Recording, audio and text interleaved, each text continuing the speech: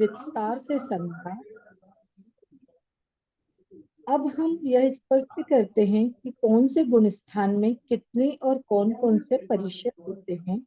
तत्संबंधी सूत्र इस प्रकार हैं। सूक्ष्म सांपराय छद्मस छद्मस् वीतराग वीतरागयो योगस्य योश्च चतुर्दशः चतुर्दश एकादश एकादश दिने दिने बादर बादर सांप्रदाय सर्वे। सांपराय सर्वे।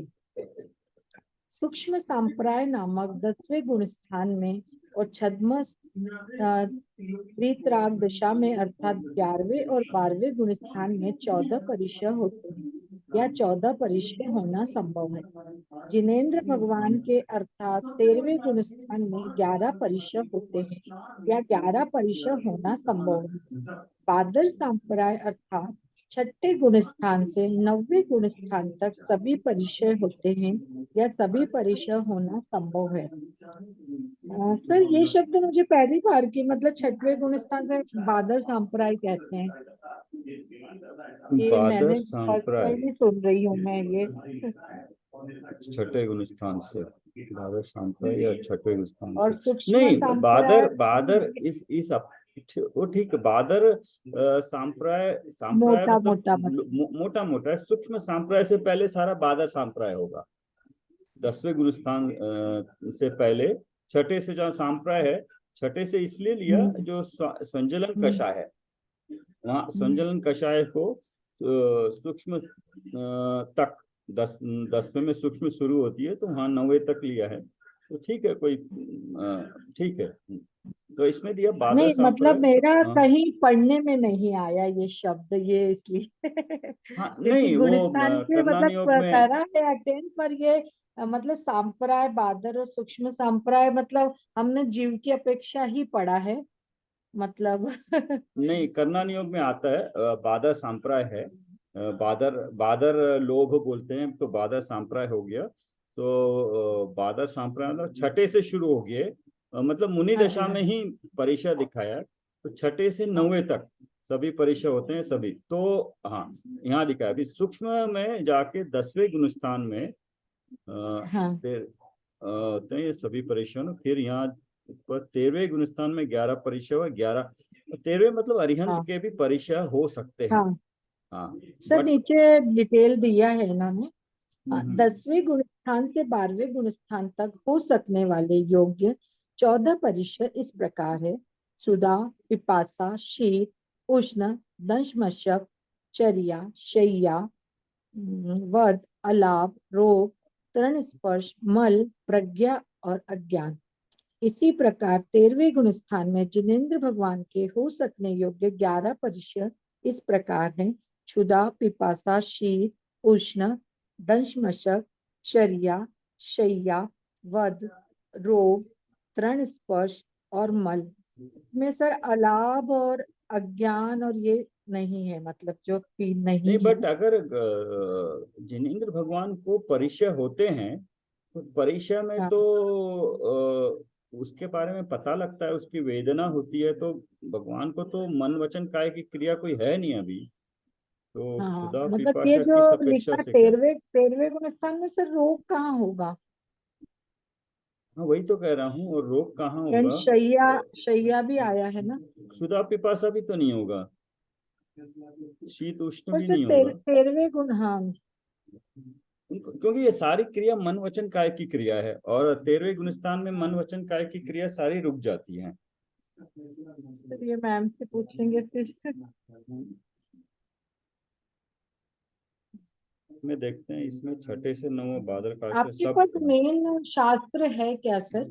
हाँ है सतवार उसमें है। सूत्र जी का यस, महा 10वां उसमें 11वें होगा 12वें डिटेल में है। क्योंकि ये तो दादा की रचना है। एंड सर आपको टाइम मिले तो तोडरमल स्मारक से पंचास्ती का विधान हो रहा है। बहुत ही अच्छा, सुंदर हो रहा है। मतलब अपने पाटिल सर बहुत अच्छा डिस्क्राइब कर रहे हैं। मैं देखा था वो पंच यूट्यूब पे देखा था। यस। हाँ वो डेली आ रहा है मतलब कल लास्ट डे है। और अच्छा, अभय हाँ हाँ जी शास्त्री की सहजता पे बहुत अच्छे प्रवचन है। हाँ हाँ पूरा रवि नहीं सुना अभी तक का। उसको एक्चुअली कंटिन्यूटी नहीं हो पाती है। हाँ और ये आज तो समवाय के ऊपर है प्रवचन अभी शाम को। अच्छा, हाँ हाँ किस कर्म के सद्भाव में कौन सा परिश्रम, एक कौन मिनट, से हाँ गुण एक स्थान। हेलो,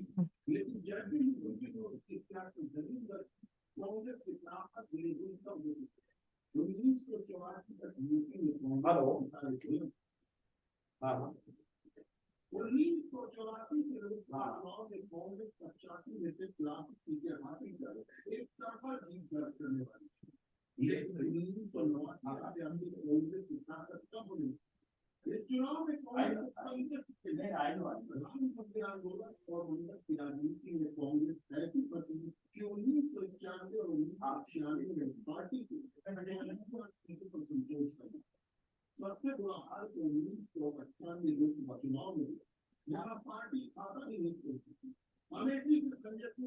जाना बढ़ने प्रज्ञा ज्ञाने दर्शन मोह अंतराय और दर्शना लाभो चारित्र मोहे नागन्य रति स्त्री निष्ठा क्रोश्याचना सत्कार पुरस्कार वेदनीय शीशा ज्ञानावरणे प्रज्ञा ज्ञाने दर्शन मोह अंतराय योर दर्शना लाभो चारित्र मोहे नागण्या रति स्त्री निषिद्धा क्रोश याचना सत्कार पुरस्कारा वेदनीय शेषा सूक्ष्म संप्राय छद्मस्त वितराग योगश चतुर्दश एकादश जिने बादर संप्राय सर्व 13वां सूत्र ज्ञानावरणे प्रज्ञा ज्ञाने दर्शना मोह अंतराय योर दर्शना लाभो चारित्र मोहे नागण्या रति स्त्री निषिद्धा क्रोश याचना सत्कार पुरस्कारा वेदनीय शेषा।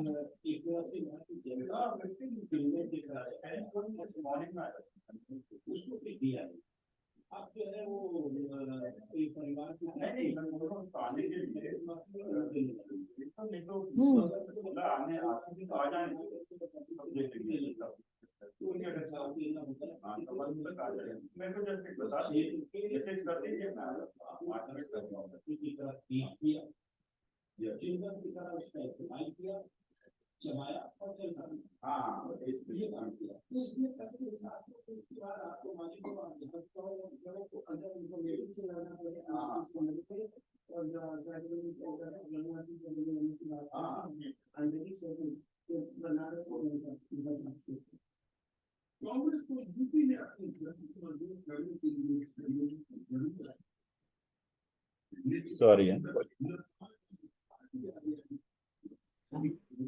किस कर्म के सद्भाव में कौन सा परिश्रम, कौन से गुण स्थान में कौन कौन से परिश्रम हो सकते हैं, यह स्पष्ट हो जाने के बाद यह स्पष्ट करते हैं कि किस कर्म के उदय से कौन सा परिश्रम होता है। ज्ञानावरणे प्रज्ञा ज्ञाने दर्शन मोह अंतराय योर दर्शना लाभो दर्शन मोह चारित्र मोहे नागण्य दर्शना रति लाभो स्त्री निष्ठा चारित्र मोह क्रोश नागण्य रति स्त्री याचना निषिद्ध सत्कार क्रोश पुरस्कारा पुरस्कारा वेदनीय शेषा। वेदनीय शेषा। ज्ञानावरण के सद्भाव में प्रज्ञा और अज्ञान परिचय होते हैं। दर्शन मोह के सद्भाव में अदर्शन और अंतराय के सद्भाव में अलाप परिचय होता है। चारित्र मोह के सद्भाव में नागण्य अरति स्त्री निषिद्धा आक्रोश याचना और सत्कार पुरस्कार परिचय होते हैं। ये सभी परिचय वेदनी कर्म के सद्भाव में होते हैं। हाँ, यहाँ पे मिल यहाँ गया आंसर। यस, ये है। ये वेदनीय वेदनीय कर्म की अपेक्षा से है। तो वेदनीय कर्म तो होता है, साता वेदनीय कर्म तो होता ही है, ठीक है, उसकी अपेक्षा से है। उनको वेदन नहीं होता है, लेकिन परिचय होता है। यहाँ एक प्रश्न सर आगे ये आई है बात, यहाँ एक प्रश्न संभव है कि ज्ञानावरण के सद्भाव में अज्ञान परिचय होने की बात तो ठीक है, पर ज्ञानावरण के सद्भाव में प्रज्ञा परिचय कैसे हो सकता है, क्योंकि प्रज्ञा तो ज्ञानावरण के क्षयोपशम रूप भाव का ही नाम है, क्षयोपशम रूप भाव के सद्भाव का नाम है। इस प्रश्न का उत्तर सर्वार्थ सिद्धि नामक ग्रंथ में आचार्य पूजपाद जी ने इस प्रकार दिया है। क्षयोपशमिक प्रज्ञा अन्य ज्ञानावरण के होने पर मत को उत्पन्न करती है, समस्त ज्ञानावरण के क्षय होने पर मद नहीं होता है, इसलिए ज्ञानावरण होने पर प्रज्ञा परिचय होता है, यह कथन बन जाता है। ये कथन बन जाता है, कह रहे हैं, अपेक्षा है। हाँ, इसी प्रकार का भाव तत्वार राजवार्तिक में आचार्य अकलन देव जी व्यक्त करते हैं। उनका स्पष्ट कहना है, मैं बड़ा विद्वान हूँ, यह प्रज्ञा मद मोह का कार्य न होकर ज्ञानावरण का कार्य है। दर्शन मोह के उदय से होने वाले अदर्शन परिचय के संदर्भ में पंडित फूलचंद जी द्वारा निम्नांकित विशेषार्थ विशेष देखने योग्य है। दर्शन मोह से जहाँ सम्यक्त मोहनी प्रकृति ली गई है, का उदय रहते हुए चल मल और अगाध दोष उत्पन्न होते हैं। सम्यक्त्व के रहते हुए भी आपको आगम और पदार्थों के विषय में नाना विकल्प होना चल दोष है। जिस प्रकार जरा के स्वस्थ होते ही उसमें वायु के निमित्त से तरंग माला उठा करती है, उसी प्रकार सम्यक दृष्टि पुरुष यद्यपि अपने स्वरूप में स्थित रहता है, तथापि सम्यक्त्व मोहनी के उदय से आप्त आगम और पदार्थों के विषय में उसकी बुद्धि चलायमान होती है, यही चल दोष है। मल का अर्थ मेल है। संकादी दोषों के निमित्त से सम्यक दर्शन का मलिन होना ही मल दोष है। यह भी सम्यक्त्व मोहनी के उदय में होता है। तथा अगाढ़ का अर्थ स्थिर ना रहना। सम्यक दृष्टि जीव लौकिक प्रयोजनवश कदाचित तत्व से चलायमान होने लगता है। उदाहरण, अन्य अन्य का कर्ता नहीं होता है, यह सिद्धांत है, और सम्यक दृष्टि हमें भली प्रकार जानता है, पर रागवश वह इस सिद्धांत पर स्थिर नहीं रह पाता है। कदाचित वह पारमार्थिक कार्य को भी लौकिक प्रयोजन का प्रायोजक मान बैठता है। इस प्रकार सम्यक्त्व मोहनी के उदय से तीन दोष होते हैं। ये तीनों एक हैं, फिर भी भिन्न भिन्न अभिप्राय की दृष्टि से यहाँ इन्हें पृथक पृथक रूप में परिणमित किया गया है। प्रकृत में इसी दोष को ध्यान में रखकर अदर्शन परिचय का निर्देश किया है। यह दर्शन मोहनी के उदय से होता है, इसलिए इसे दर्शन मोहनी का कार्य कहा गया है। इसमें ये जो यहाँ मोहनी कर्म में क्षौक्षमिक सम्यक जो होता है ना, उसमें चल मल अगाढ़ दोष होता है, तो उसका यहाँ पे अच्छा वर्णन दिया है, किस तरह क्यों होता है चल मल अगाढ़ दोष। यहाँ एक महत्वपूर्ण प्रश्न संभव है कि जब असाता वेदनी कर्म के उदय से होने वाला क्षुधा परिचय केवली भगवान के होता है, तो फिर क्षुधा के निवारणार्थ उनके कवला आहार भी होना चाहिए। उक्त प्रश्न का समाधान करते हुए सिद्धांताचार्य पंडित फूलचंद जी विशेषार्थ में लिखते हैं, जिन भगवान के असाता वेदनी का उदय होता है और यह क्षुदादि वेदना का कारण है, इसलिए यहाँ जिन भगवान के कारण की दृष्टि से क्षुदादि 11 परिचय कहे जाते हैं, पर क्या सचमुच में जिन भगवान के क्षुदादि 11 परिचय होते हैं? यह एक प्रश्न है, जिसका समाधान टीका में दो प्रकार से किया गया है। पहले तो जिन भगवान के क्षुदादि परिचयों के होने के कारण सद्भाव की अपेक्षा उनके उपचार से अस्तित्व का निर्देश किया गया है, पर कार्य रूप में क्षुदादि 11 परिचय जिन भगवान के नहीं होते, इसलिए इस दृष्टि से न संति इस वाक्य शेष की योजना कर वहां इसका निषेध किया गया है। अब वहां यह देखना है कि जिन भगवान के क्षुदादि 11 परिचय नहीं होते, वह कैसे समझा जाए। वे इस काल में तो पाए तो नहीं जाते नहीं, इसलिए प्रत्यक्ष ही देखकर तो जाना नहीं जा सकता है। एकमात्र आगम को पुष्ट करने वाली युक्तियां ही शेष रहती है, जिनके अवलंबन से वह बात समझी जा सकती है, अतः वहां उन्हीं का निर्देश करते हैं। केवली जिनके शरीर में निगोद और त्रसजीव नहीं रहते, उनका क्षीण मोह गुण स्थान में अभाव होकर वे परम औदारिक शरीर के धारी होते हैं। अतः भूख प्यास और रोगादि का कारण नहीं रहने से उन्हें भूख प्यास रोगादि की बाधा नहीं होती। फिर यहाँ ये कि बाधा नहीं लगती है, मतलब उनको परिचय ये तो होता है, मतलब यस। यही कहना चाह रहे हैं क्या कि परम औदारिक शरीर हो जाता है तो इसलिए उनको वो मतलब बाधा नहीं लगती है, पर मतलब परिचय हो सकता है, यही कहना चाह रहे हैं ना? ये ऊपर दिया ना, इसलिए ऊपर क्लियर कर दिया। हाँ जी। शुद्धादि परिचयों के होने के कारण सद्भाव की अपेक्षा, सद्भाव है हाँ उनके जी। उपचार से हम्म, अस्तित्व का निर्देश किया है। पर कार्य रूप में शुद्धादि 11 परिचय जिन भगवान के नहीं होते हैं, इसलिए इस हम्म, दृष्टि से न संति वाक्य शेष की योजना कर वहां उनका निषेध किया। होते भी है, नहीं भी होते हैं, होते हम्म। भी हैं अपेक्षा से, होते भी मतलब हैं उनको लेकिन महसूस नहीं होते, मतलब महसूस उसकी नहीं बाधा होता है। नहीं होती है। बट केवली नहीं देखे होंगे, दूसरे केवली को होते हैं, तो उनके हाँ, उनके अनुसार मतलब बताया गया हमको है। वही हमें आगम बस में जो डाउट बात इसलिए है हम होता उस है। पे श्रद्धा। हाँ, हमको डाउट रखना भी नहीं चाहिए क्योंकि आगम में ये बात आई है तो ये मतलब पूरा सच है। बट उसका निराकरण हो गया है, वही डाउट होता है पढ़ने हाँ से, जी। तो निराकरण हो गया, हाँ, मतलब लॉजिक समझ में आ गया। ठीक है, मैं पढ़ता हूँ देवों आगे। की हाँ, शर मैं पढ़ता हूँ। हाँ जी। देवों के शरीर में इन जीवों के न होने से जो विशेषता होती है, उससे अनंत गुनी विशेषता इनके शरीर में उत्पन्न हो जाती है। श्रेणी आरोहण करने पर प्रशस्त प्रकृतियों का अनुभाग उत्तरोत्तर अनंत गुना बढ़ता जाता है। श्रेणी मतलब 8 9 10 11 12 पे प्रशस्त प्रकृतियों का, पूर्ण प्रकृतियों का अनुभाग, मतलब उदय में जब आएंगे तो उसका अच्छा असर आएगा, उत्तरोत्तर अनंत गुना बढ़ता जाता है। और अप्रशस्त प्रकृतियों का अनुभाग प्रति समय अनंत गुना हीन होता जाता है। शुभ अशुभ प्रकृतियों में कम ज्यादा चल रहा है। इसलिए 13वें गुणस्थान में होने वाला असाता प्रकृति का उदय इतना बलवान नहीं होता है जिससे इसे क्षुदादि कार्यों का सूचक माना जा सके। होता तो है लेकिन उतना बलवान नहीं होता है। असाता की उदीरना छठे गुणस्थान तक ही होती है, आगे नहीं होती। इसलिए उदीरना के अभाव में वेदनीय कर्म क्षुदा आदि रूप कार्य का वेदन कराने में असमर्थ है। जबकि केवली जिनके शरीर को पानी और भोजन की ही आवश्यकता नहीं रहती, तब इनके न मिलने से जो क्षुधा और तृषा होती है, वे उनको हो ही नहीं सकती। ओके। वेदनीय कर्म का कार्य कुछ शरीर में असाता की उदेना छठे गुणस्थान तक ही होती है। क्यों? क्योंकि छठे गुणस्थान में ही वो अंतर से बाहर निकल के बाह्य शुभ क्रियाओं में प्रवृत्त है।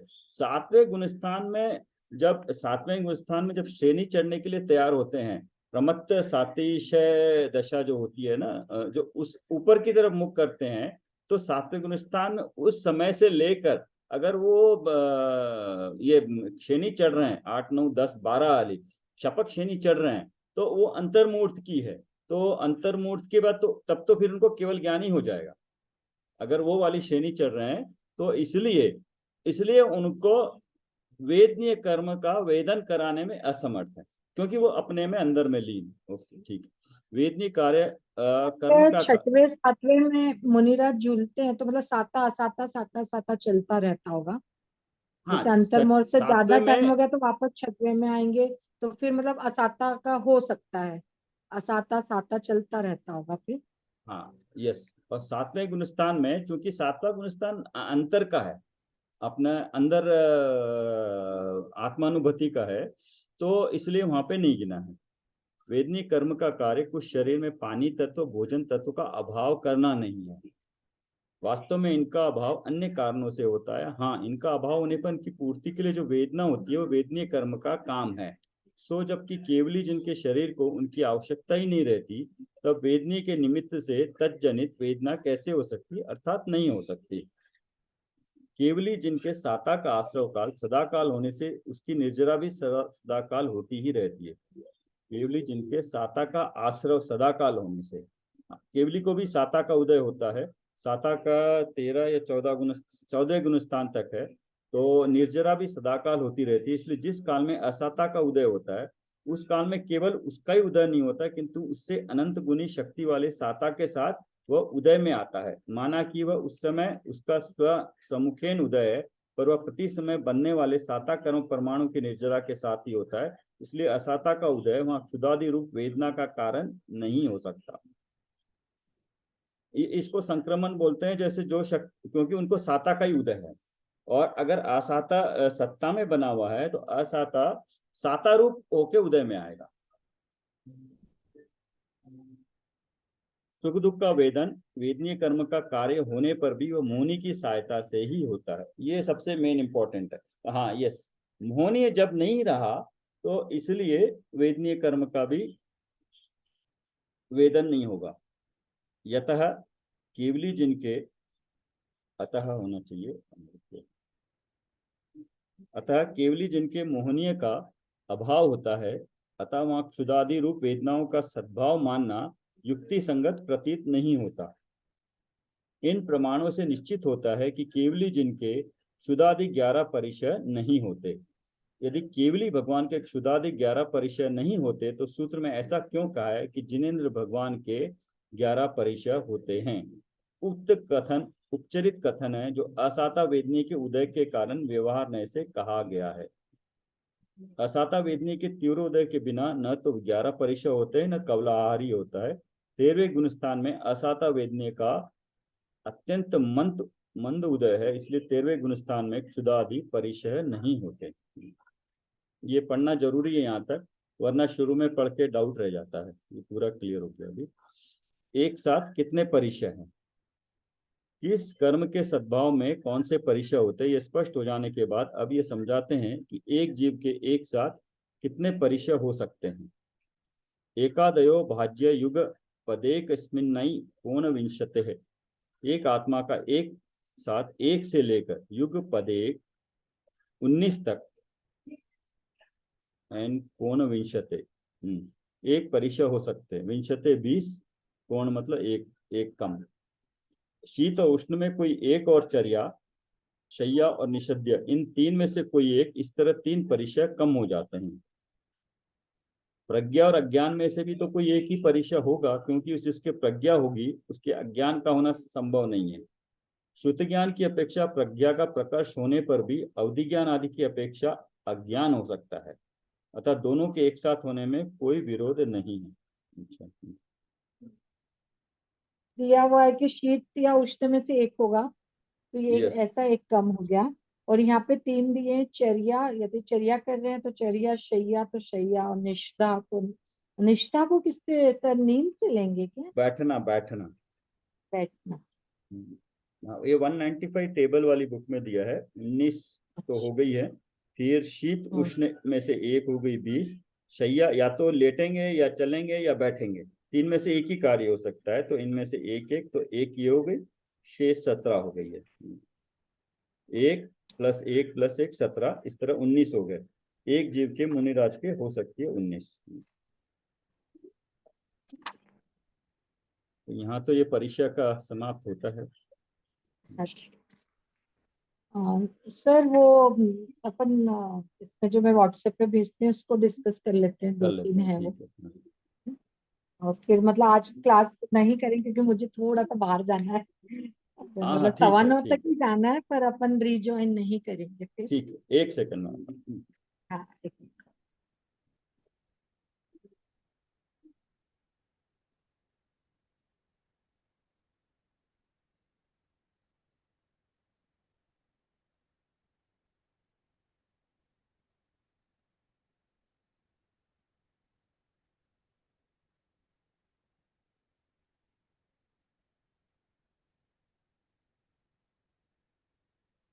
सर पढ़ूं मैं? 1 मिनट में निकाल लेता हूँ।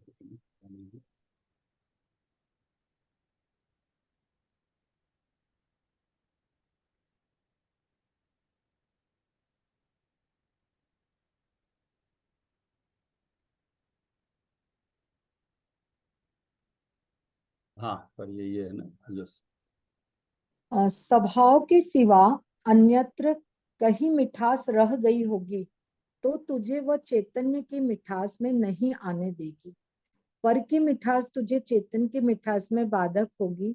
इसलिए हे भाई, समझ कर पर की मिठास छोड़ दे। गुरुदेव श्री का ये वचनामृत से लिया गया है, 150 नंबर का उनका ये वचन है। मतलब यस, गुरुदेव श्री यही कहना चाहते हैं सर कि मतलब यदि हम अपने आत्मा में नहीं मीठापन मतलब आत्मा में रमणता नहीं करते, क्योंकि हमें पर में ज्यादा है। तो यस, यदि पर की थोड़ी भी मतलब हमारे में रह गया है, उससे राग रह गया, या पर में थोड़ा भी हमारा हो गया, तो हमें अपने स्वभाव और चेतन की मतलब क्या बोलना चाहिए रुचि, सर, कि रुचि इज मतलब the, I think Ruchi Ruchi, will be the हाँ मेन रुचि, वर्ड। जहां पर रुचि हाँ होगी रुचि, अपने आप वहां पर पुरुषार्थ भी होगा। हाँ तो अगर हाँ पर में रुचि है तो रुचि हाँ, जरा सी भी होगी तो चैतन्य की रुचि तो- में बाधक होगी, उतना हम समय उतना पुरुषार्थ हमारा पर में चला जाएगा। इसलिए भाई समझ कर पर की मिठास पर की छोड़ दे, मिठास पर में छोड़ जो एकत्वपना आ रहा है अपना। उसको छोड़ दे। उपयोग के बारे में गुरुदेव श्री से प्रश्न किया था कि सूक्ष्म उपयोग का क्या अर्थ है। यस। तो गुरुदेव श्री का है, अंदर आत्मा ध्रुव वस्तु पड़ी है, उसको पकड़ने वाला उपयोग सूक्ष्म है। जो पुण्य पापों के परिणामों में ही रुक जाए वह उपयोग स्थूल है। मतलब उपयोग लगाते भी हैं, और यदि पुण्य पाप, जैसे हम शुभ क्रियाएं करते हैं, शुभ अशुभ क्रियाएं, यस। पुण्य पाप के परिणाम, वहां पे यदि हमारा उपयोग लगा भी तो वो स्थूल ही है। पर यदि हम अपनी आत्मा ध्रुव वस्तु है उसी में उपयोग लगाएं तो उसको सूक्ष्म कहा है। इसमें सर कुछ आप, आगे का भी, आगे का हाँ पढ़ लेते हैं फिर इकट्ठा हाँ, बोलेंगे। उपयोग सूक्ष्म ठीक है। कैसे हो। यस। अंतर में आत्म वस्तु अचेतन सामर्थ्य वाली पड़ी है, उसकी रुचि करे तो उपयोग सूक्ष्म होकर अंदर ही झुकता है। मेन रुचि का ही है यहाँ आ गया कि हम वर्ड आत्मा रुचि में का, रुचि आ गया है, करेक्ट। यस। हाँ जी हाँ जी, ये अच्छा। रुचि है करें तो हमारा उपयोग सूक्ष्म हो सकता है। पर हम उसमें इतनी रुचि नहीं लगाते, इतनी तल्लीनता से नहीं उपयोग लगाते, तो बस शुभ क्रियाओं में ही अटके रहते हैं और बस पुण्य पाप का बंध करते रहते हैं। मतलब संवर तक तो पहुंचते ही नहीं है, बंध में ही रुक जाते हैं। हाँ तो समर सर रुके आप कुछ मतलब कहना। शुरुआत हो गई है, समर का समर आया मतलब शुरुआत होगी धर्म की। तो यहाँ एक एक वर्ड का देखते हैं। अंदर आत्मा ध्रुव वस्तु पड़ी है। ये अंदर आत्मा ध्रुव वस्तु, ये द्रव्य दृष्टि से बताया, जो ध्रुव है वो ध्रुव वस्तु पड़ी है। ये द्रव्य गुण पर्याय पे ये चिंतन चलते रहता है। चिंतन जितना समझो उसको और अच्छी तरह समझ में आता है। यही चीज जो है मेन समझ में आनी मुश्किल होती है। द्रव्य गुण पर्याय, जैसे थी राखी जी भी थी, डिस्कस कर रहे थे। जैसे द्रव्य गुण हाँ पर्याय, द्रव्य जो है कभी प्रकट रूप से दिखता नहीं है, उसके गुण भी देखने में आते हैं, लेकिन जो हाँ, चीज देखने में आती है वो पर्याय है। तो पर्याय, जो हाँ पर्याय अभी समय, एक समय इस समय में हुई, तो जो पर्याय हुई उस पर्याय में उसके गुण और द्रव्य उसी की पर्याय है। और जैसे ही दूसरे समय में दूसरी पर्याय हुई है, तो मतलब इस तरह की कंटिन्यूअस पर्याय चलती रहेंगी, लेकिन वो वस्तु का जो गुण है और द्रव्यपना है वो उसमें हर वक्त कंटिन्यूअस रहेगा। तो उसी में से वो पर्याय निकल रही है। तो उस ध्रुव वस्तु को पकड़ने के लिए इस तरह से समझ सकते हैं कि वो ध्रुव वस्तु है, द्रव्य है वो, उसको पकड़ने वाला उपयोग सूक्ष्म है। अभी उपयोग क्या हुआ, वो ज्ञान गुण तो जो ध्रुव है, जो ध्रुव रूप में ज्ञान है, ज्ञान ज्ञान ज्ञान जो है, ज्ञान ज्ञान रूप में वो तो हर समय है। लेकिन उसको जानना, पकड़ना, मतलब उसको जानना और ये मैं हूं का वेदन करना, पकड़ने वाला उपयोग सूक्ष्म है। उपयोग उपयोग तो हमारा लग रहा है, अभी उपयोग तो जानने का काम हम कर रहे हैं, लेकिन जान रहे हैं जो स्थूल स्थूल जो सूक्ष्म जो बिल्कुल। दिखाई दे रहा है हमें पुद्गल रूप में, जिसका स्पर्श रस गंध है, उसको हम पकड़ रहे हैं अभी। हर चीज जो पकड़ रहे हैं हमारे ज्ञान का ये बन रहा है, वो जो दिखाई दे रहा है जिसमें स्पर्श रस गंध बन जो भी दिखाई दे रहा है वो पुद्गल है। तो हमारा दृष्टि वहां तक ही गई है। ये सूक्ष्म को पकड़ने के लिए वो दृष्टि को बंद करके अंतर्दृष्टि करनी पड़ेगी। तो जो पुण्य पाप के परिणामों में ही रुक जाए वह उपयोग स्थूल है। ये अगर अंदर में भाव भी होते हैं तो वो पुण्य पाप तक ही रह जाता है, वह उपयोग स्थूल है। उस उपयोग को भी स्थूल ही बताया, अगर पुण्य के रूप में भी चला जाए तो कितना भी। तो स्वाध्याय, देवदर्शन, तप, त्याग, ये सारा का सारा पुण्य जो है सो उपयोग स्थूल लगता है वहां पे, क्योंकि अगेन उसमें भी किसी न किसी बाह्य वस्तु का अवलंबन होता है। उपयोग सूक्ष्म कैसे हो, अगर सूक्ष्म करना, ये तरकीब बताई है, गलती भी बताई है, और करना क्या हाँ है, जी, द्रव्य का स्वभाव भी बता दिया है, उसको पकड़ना, उसमें करना क्या ये भी बताया, और उसको करने की विधि भी बता दी। अंदर में, अंदर में, बिल्कुल। अभी अंदर में मतलब ये अंदर में मतलब किसी जगह में नहीं है, बट जो जो सूक्ष्म है, जो पकड़ में नहीं आ रही, वो उसको अंदर में बोला है। आत्म वस्तु, आत्म वस्तु अपने लिए बोला, हर एक के लिए अपनी आत्म वस्तु अचिंत्य सामर्थ्य वाली पड़ी है। अचिंत्य मतलब जिसका कोई सामर्थ्य की कोई कमी ना हो, जितना चाहे उतना उसमें से निकल सकता है। ये ऐसा सामर्थ्य है। ये सामर्थ्य दो तरीके से हुआ, एक तो इसमें केवल ज्ञान की जैसी पर्याय निकल सकती है उस तरह का सामर्थ्य है, और वो एक समय नहीं निकलेगी, कंटिन्यूअस उस गुण में से कंटिन्यूअस केवल ज्ञान की पर्याय निकलती रहेगी, और निकलते रहने पर भी गुण जैसे का वैसा रहेगा। ये उस गुण की सामर्थ्य है। हर गुण की इतनी सामर्थ्य है कि प्रति समय केवल ज्ञान वाली या केवल अनंत गुण वाली पर्याय निकल रही है, फिर भी उसमें कोई कमी नहीं हो रही है। तो आत्म वस्तु अचिंत्य सामर्थ्य वाली पड़ी है, उसकी रुचि करे तो उपयोग सूक्ष्म होकर, रुचि होगी तो उसके बारे में उतना उतना उतना उसकी जिज्ञासा बढ़ेगी, जिज्ञासा बढ़ेगी तो जानेगा, जानेगा तो चिंतन करेगा, जानने तक वही स्वाध्याय का कार्यक्रम हो गया। चिंतन में जो है वो जितनी भी जानी हुई चीज है, ये जितनी भी जानी है उस चीज को बार बार सोच रहा है कि ये ऐसा है कि नहीं है, ऐसा है कि नहीं है, मुझे क्यों नहीं समझ में आ रहा है, ये किस तरह से समझूं। तो इसका चिंतन जब करता है तो इस चिंतन के काल में जो उपयोग सूक्ष्म होकर, उपयोग मतलब ये जितना भी बुद्धि पूर्वक विकल्प पूर्वक चिंतन चलेगा, तो उसी चिंतन की काल में, ये प्रायोगिक लब्धि का काल है जब चिंतन चल रहा है, तो उस प्रायोगिक लब्धि की काल में अगर उपयोग सूक्ष्म और अंदर करें और चिंतन ज्यादा करें, उपयोग सूक्ष्म होकर अंदर में झुकता है।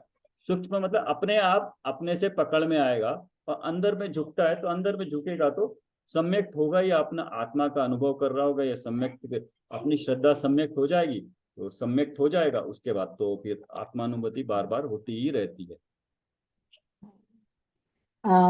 सर ये वाला ना पहले पढ़ना था, मेरे भेजने में ऊपर नीचे हो गया था। अच्छा, हाँ एक मतलब और है, पहले यस। हाँ ये पहले आता इसके कोई जिस बात नहीं, जीव का इसमें आप ज्ञान। देखेंगे जितने में भी अगर हाँ हमें समझ में आए तो द्रव्य गुण पर्याय तीनों की तीनों बता देंगे, वस्तु स्वरूप हाँ। उतने में ही आ जाएगा। हाँ पढ़िए आप। वंशी का है ये 59 नंबर का वचन है, वचनामृत से लिया गया है। जिस जीव का ज्ञान अपने स्थूल परिणामों को पकड़ने में काम ना करे, वह जीव अपने सूक्ष्म परिणामों को कहाँ से पकड़ेगा, और सूक्ष्म परिणामों को न पकड़े तो स्वभाव कैसे पकड़ में आएगा।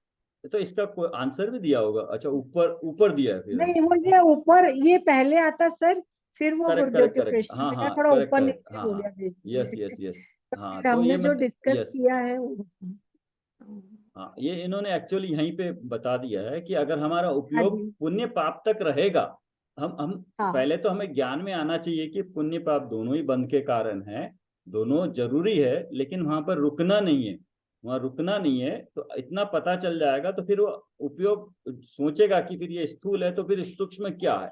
जब सोचेगा हाँ तो चिंतन करेगा तो अपने आप फिर उसको उसमें वृद्धि होगी, सोच में, उसके स्वभाव में ज्ञान में उपयोग वृद्धि होगी, लगाएगी। स्वभाव की ओर अपने आप ढलकेगा। तो हम्म, ये तरीका बताया है। हाँ ये राखी जी ने एक बार हाँ पूछा था कि हाँ अ, जी, वो आज तो है नहीं राखी जी।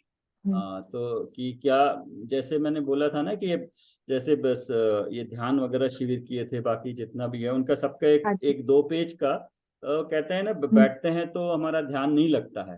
तो ध्यान लगाने की जरूरत नहीं है, अगर हम कुछ पॉइंट्स हैं जो स्टार्टिंग से लेकर बाहर से लेकर अंदर आने के लिए कुछ पॉइंट्स, अगर हम उस पर चिंतन करना शुरू करें जो कि हमें मालूम है, उस ऑर्डर में वैसे चिंतन शुरू करें तो अपने आप बाहर से ध्यान हटेगा। तो वो मैंने उनको भेजा था, देखते हैं उनको कैसा लगता है, फिर सबको बताते हैं।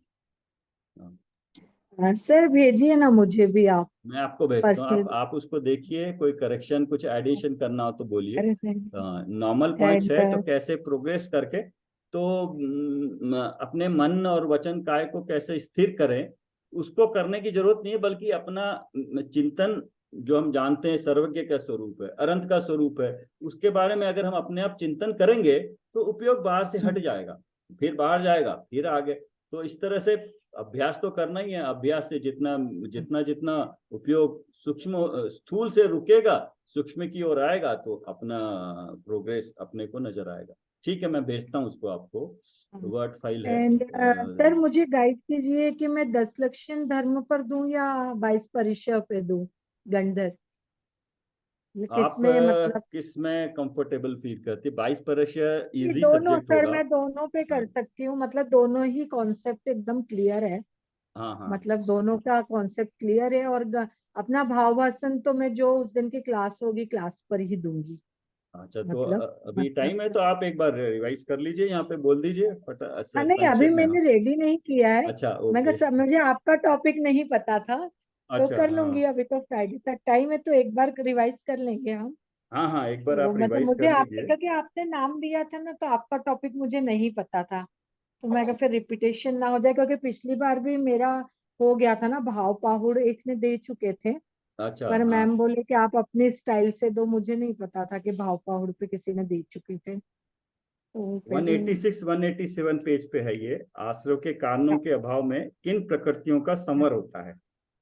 तो ये मैंने सोचा इसको दूंगा। तो ये अच्छा। है। हाँ, तो आप 10 लक्षण धर्म पे दीजिए, क्योंकि परिचय जो है हाँ थोड़ा जी। सा, थोड़ा उसमें कोई पॉइंट ज्यादा है नहीं। तो ये एक दो पॉइंट हाँ के जी। अलावा ये बात और कुछ नहीं, 10 लक्षण धर्म अच्छा रहेगा हाँ, थोड़ा 10 सा। हाँ धर्म में भी तो सर ऐसा है कि मैं 2 धर्म भी लूंगी तो बहुत कुछ है बताने के लिए, या हाँ मतलब हाँ, तीन यस मिनट यस तो मैडम देते हैं। यस यस, हाँ, तो नाम लेने में ही वो चले थोड़ा जाएंगे वो। थोड़ा धर्म का बता के एक धर्म को भी डिस्क्राइब कर सकती हूँ मैं उसमें हाँ से। हाँ ठीक है।